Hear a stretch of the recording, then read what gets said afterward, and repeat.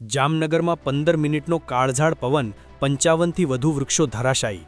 શહેરમાં આજે કુદરતે એવું રૌદ્ર સ્વરૂપ ધારણ કર્યું કે માત્ર 15 મિનિટના તોફાની પવનમાં તો આખું શહેર થંભી ગયું.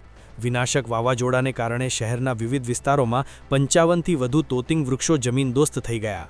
અનેક જગ્યાએ વિશાળ ડાળીઓ પડવાને કારણે કાર, રિક્ષા અને સ્કૂટર જેવા વાહનો કાટમાળ નીચે દબાઈ ગયા હતા અને મુખ્ય માર્ગો બ્લોક થઈ ગયા હતા.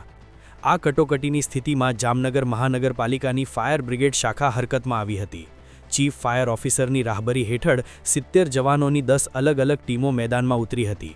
કરવત, કુહાડા અને આધુનિક સાધનો સાથે જવાનોએ માત્ર 1.5 કલાકમાં 45થી વધુ ફરિયાદોનો નિકાલ કરી રસ્તાઓ ખુલ્લા કરાવ્યા હતા.